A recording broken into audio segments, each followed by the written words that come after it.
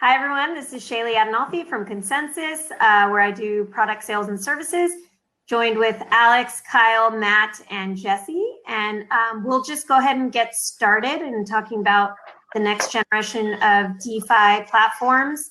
Alex, please tell us about yourself, company, and what you've learned from your users so far, and then we'll just kind of go down the line. Cool. Hey guys, I'm Alex. I'm the co-founder and CTO of Set. We're building a asset management protocol that empowers traders and asset managers to access all the opportunities on DeFi and to bring those to the broader market. We ultimately believe that users will gain exposure to DeFi through delegation and management instead of directly interacting, say, with smart contract money markets. And so it's important for us to make new user access as frictionless as possible. As an asset management protocol, we essentially focus a lot on integrations with other protocols. And so you'll find that our history follows the timeline of innovation with regards to tokenization of various assets. So starting late in 2017, when there was a flood of utility tokens as a result of ICOs, you saw that users really wanted maximum exposure. And so we focused on a smart contract representation of an index and essentially performed curations of baskets that people would want. Later in 2018 and 2019, we saw the rise of the stablecoin, and at the same time, a lot of consolidation back into essentially just Bitcoin and Ethereum. And so we took that time to release a rebalancing token standard, which is a token that you could hold that would rebalance underneath the hood. For example, between Ethereum and stablecoins based on some kind of strategy that would help you accumulate more ETH. And now in 2020, with the advent of tokenized pools, interest-bearing tokens, and yield farming, we're focused on enabling delegation on top of those protocols and their assets. I guess in the context of this panel, delegation and asset management creates a really interesting UX dilemma in that users are very keen on the rewards of yield farming and just token price action in general. And I think as a result of that, sometimes they're quick to give up some of that self-sovereignty that's afforded to them by Ethereum. They'd rather give up their private keys, deal with APIs, and basically they want to interact with lower latency services. But in doing so, you sort of forfeit some of the properties that really give DeFi its capital efficiency. Things like, for instance, being able to take your ETH and stake it on BZX, simultaneously make a trade for DAI, and then stake that on Curve. Being able to do that frictionlessly is really what gives DeFi its power. And so our job is to navigate this line and really decide what makes sense to abstract while basically retaining as much of that self-sovereignty for our users and traders as we can. Kyle, you're up. Hi, my name is Kyle Kistner. I'm co-founder of BZX. We're a margin lending, borrowing, and trading protocol. We've been building on the Ethereum mainnet since 2017. We had the first ever decentralized margin trade take place on our platform using liquidity from Bamboo Relay, which is a 0x relay. We originally started building a 0x style shorting platform, and we're trying to integrate with various 0x dexes. We've done a lot of innovations along the way. For example, we were the first to propose tokenized loans. So, those as I tokens, C tokens, etc. We were the first to have product market fit for tokenized margin positions. We have two products, Fulcrum and Torque. Fulcrum is a platform that is a generalized DeFi margin trading platform. You can go 4 times long on your favorite coin or 4 times short. And you can also lend out those coins at the same time. And we also have a platform named Torque. Torque is a borrowing platform. It's similar, you could say it's similar in some ways to like Aave or Compound. We offer fixed rate, indefinite term loans. That doesn't mean infinite term loans. It means without a set end date. Yeah, so that's a little bit about us, and we're happy to be here. Thank you, Matt. Hey guys, I'm Matt Beale. I'm one of the co-founders of LinkPool. So we're not strictly a DeFi product as such, but we operate a Chainlink node, and we were the first third-party Chainlink node and ecosystem developer. So we've got a few services, so I'll just run through those quickly. So we obviously run the Chainlink node. Our Chainlink node currently serves around about 20 price feeds, which are obviously used to provide reliable and fast on-chain price data for a variety of DeFi protocols. So I believe Kyle and Alex's protocols both use them to some extent. A price feed is essentially an aggregated response of several nodes, each of which get their data from a different external source. Because of their decentralized nature, these feeds produce kind of the most reliable, accurate data you can get, essentially. And our node is paid in kind of link tokens each time a piece of data is retrieved. We also have our own kind of token, and what that does is it grants a proportional amount of the revenue that we generate as a company. It also has kind of a few other uses, such as granting access to our staking platform, and in the future there's going to be governance for it. Since all this revenue is generated from kind of DeFi protocols, you can essentially kind of maybe call our token a second layer DeFi token. I don't know. And then we have our staking app. So eventually, Chainlink is going to release staking, crypto equity for the network, whereby node operators have to have some skin in the game. So, do you mean if they're penalized for kind of providing bad data, then there's some sort of financial forfeit. But what we are seeing, we're obviously with the rise of things like liquidity pools and DeFi protocols like Aave and Yearn, we think there's going to be a lot of crossover between staking. So we're planning on ways that we can integrate that in our staking app. And then we have one of our main products now is called the Chainlink Market, which you can go on at market.link. So this is actually built for kind of developers and node operators to be able to list nodes and for developers to kind of find the data that they need to create a connected smart contract.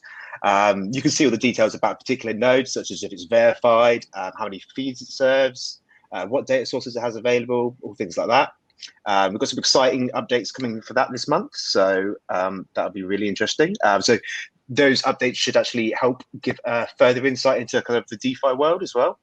And then we have something called our managed node service, whereby we offer up our Chainlink infrastructure that we've built kind of for third parties who don't want to run it themselves.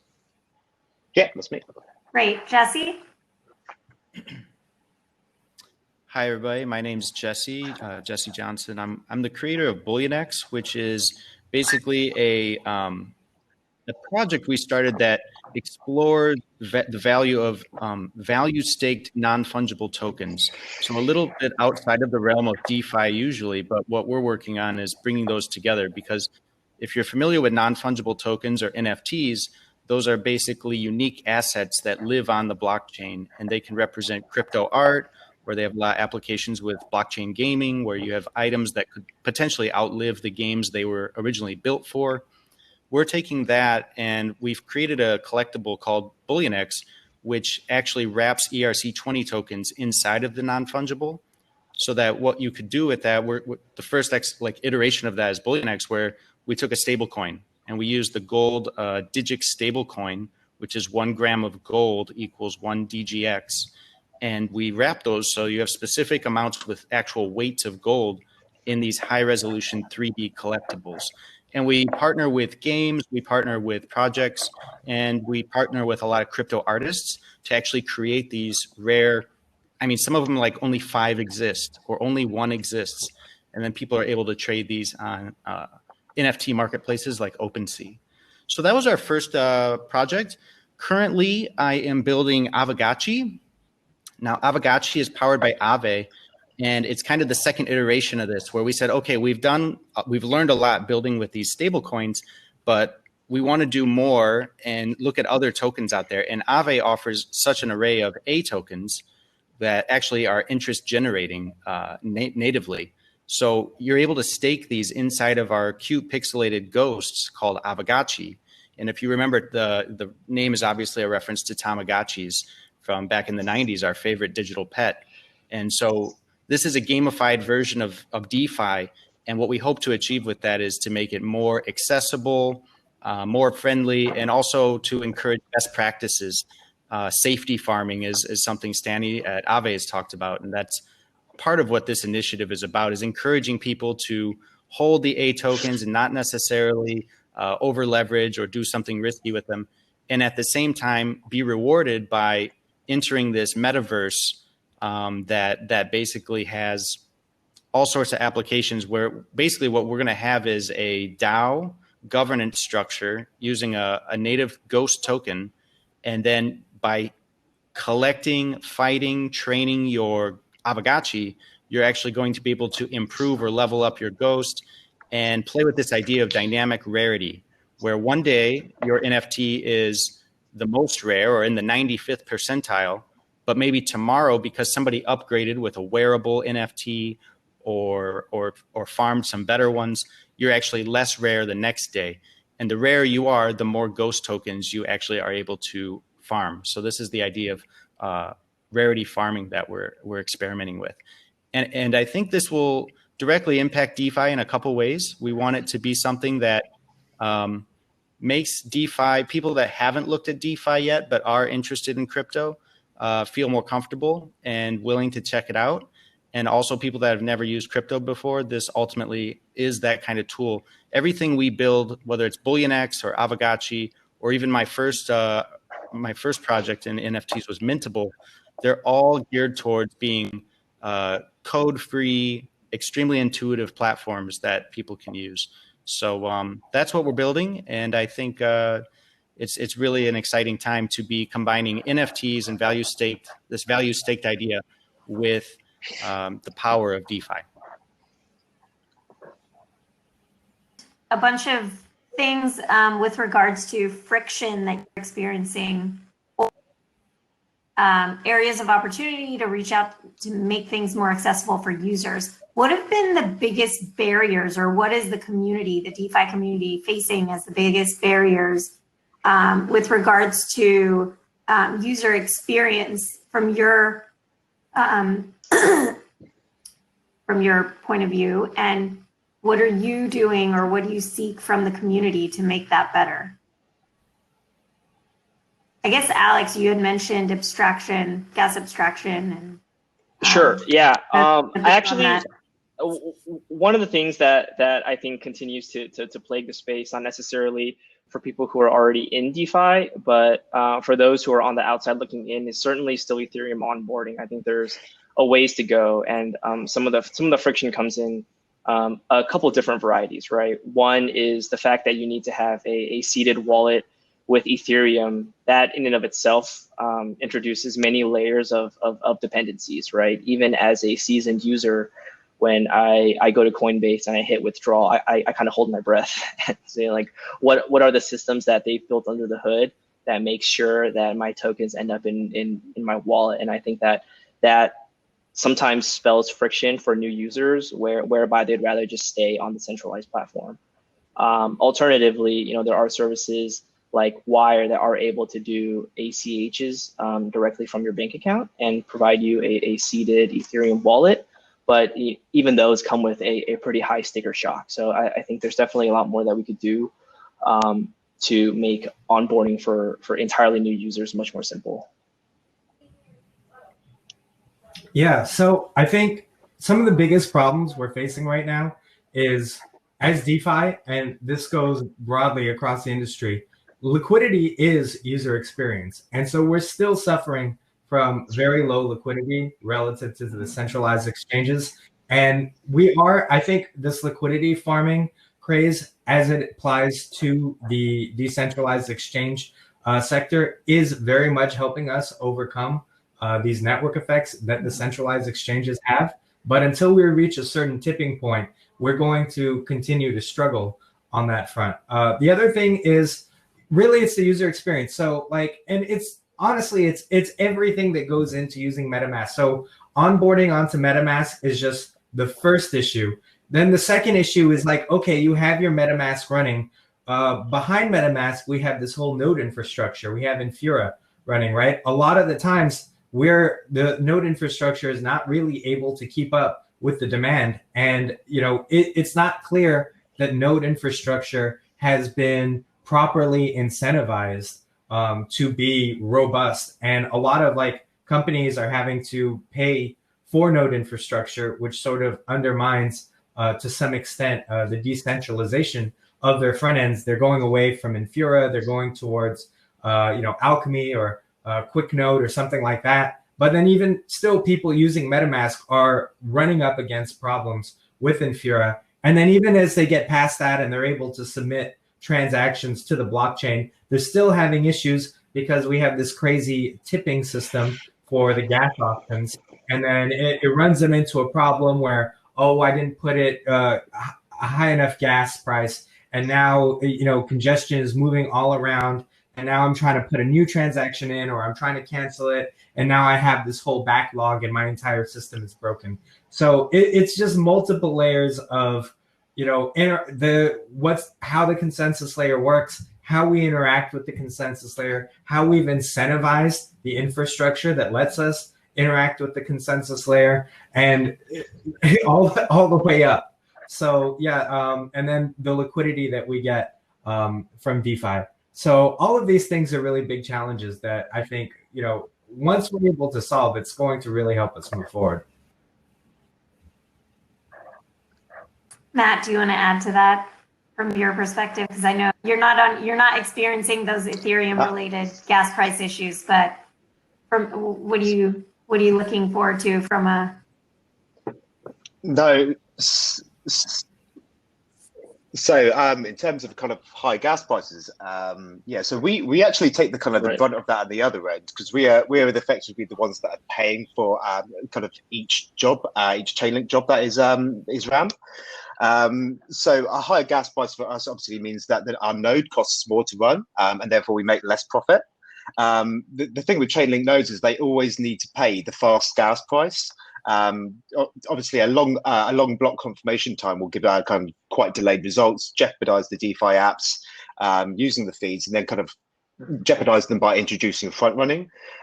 So with high gas prices, I think an interesting dynamic is going to evolve, whereby the price of Chainlink, how much nodes are paid, and how much value is being stored in DeFi is all going to kind of relate to each other. So that's really our experience of kind of high gas prices, but I can't say much to the end user, unfortunately. So we only have a few minutes left, unfortunately, to wrap up by 5:35. So we didn't have as much time as we wanted. But I'm going to ask you one more question, and that's we did our own open finance system, right, on Ethereum and Chainlink, but. So we still need that institutional buy-in and participation, right? Are we at the tipping point? And what next happen, I guess? We're learning that's happening with users. And I guess ETH2, any views on ETH2? I'm just throwing it all out because we're running out of time. Yeah. I mean, that's right. I think one big point that we haven't really touched on is governance. And there's a lot of governance tokens coming out. And that's going to be a tipping point as people can feel inspired and connect. Then that's very important for us getting to the next level and making good on the promise of these governance tokens. And I think in our case, what we're trying to do is, it kind of goes back to Kyle's point about MetaMask and drop transactions. We learned a lot through that, where we started developing collision prevention methods because we do event-based releases of these NFTs. And so what you have is two people trying to mint the same token ID at the same time. The faster one gets it, the other one has a drop transaction and pays. That's a friction. And that's led to the idea of event-based DAOs. So our DAO will actually have a town hall UI in like a video game type setting where you're able to interact. And I think some of these non-technical solutions can actually benefit everybody a lot. And that's kind of where we're focused and innovating, is on these intuitive ideas that are not necessarily technical, but we haven't really seen them applied to blockchain yet. I want to make a... And in regards to it... Go ahead. Sorry, go on, Jesse. Oh, cheers.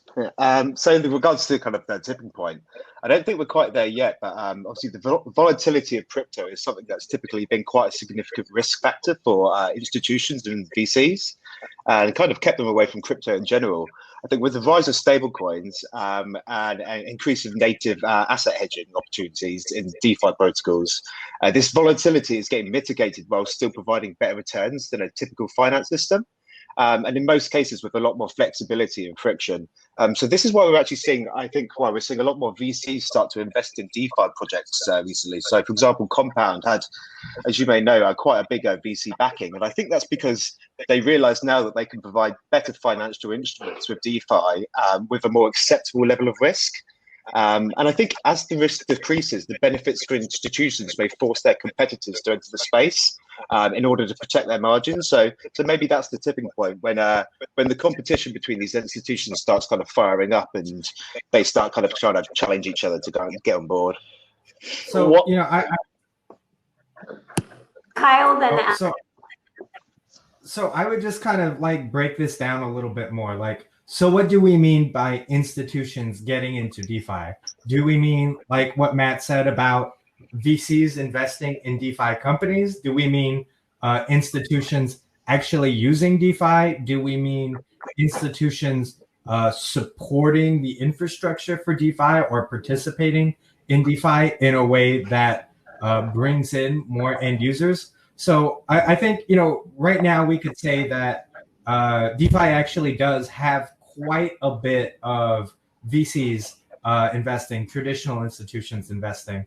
Compound's not the Lone Ranger set protocol. I mean, even us, we've had, more traditional VCs investing. So I think that's not, I think that tipping point was actually reached quite a bit ago. But I think people were also waiting, like around 2017, 2018, during the bear market, people said, don't worry, the institutions are going to come in, and with the implication that this is going to raise the price and that we need them in some sense. And I think, and then more on the business side, we would talk to people and we'd say, DEXs really need institutions to come in and do market making in order to provide liquidity, but they're getting really stymied by regulatory issues. They need to know who their counterparty is. So this is what's stopping DeFi from taking off. We have this counterparty issue. We don't have institutional liquidity providers. But I think what we're increasingly finding is that we don't need institutions. We like I mean, when I think about it, I'm personally like, who cares if they come or not? They have very little relevance to like what I think about in the day-to-day business or even the medium-term objectives of what we're doing. So I think these narratives made sense in the past. And as we're increasingly seeing, like, we can get liquidity without them. We can figure out ways to market make using like the people's money without these big institutions calling the shots. And we're still, we still have these old habits of thinking we need them, but maybe we don't. Yes and no, right? To a certain degree, like there are opportunities for like massive liquidations, for instance, where I think you'd be hard pressed to find users with that much ETH or who are able to buy that much DAI to, be a maker keeper, for instance. And so there are still opportunities for them, but at least of the players that we've talked to, I mean, they've made it clear that they're really not interested in participating until there is a clear, for instance, like $10 million a year return. And to be honest, I think that's fine, right? Like they've carved out an expertise within the existing financial system, and they feel like they don't have a reason to divert. But more importantly, like this gives room for mid-size and smaller players who are willing to invest like the years of growth with us, and really allowing themselves to mature as the institutions of DeFi. And some anecdotes from our end, some of our market makers who have helped us carry out our 8-figure rebalances on our protocol. We walked through the anatomy of transactions. We walked through Etherscan with them. We literally like handheld them to get to where they are today. And as a result of that fluidity of DeFi, they were the ones who were able to really take advantage of Compound's distribution and why earns yield farming. It's because they had gone through that with us. And so, I mean, all I really have to say is that the institutions who are still waiting on the sidelines are risking being left behind very quickly. Excellent. I have to wrap this up. Thank you so much for your time. Sorry that we couldn't keep talking. Maybe we can have a separate like happy hour with us, just continuing the conversation. It was lovely, and take care. On to the next session. Thanks, Bye. Shailee. Thank you. Thanks, everybody. It's been a pleasure.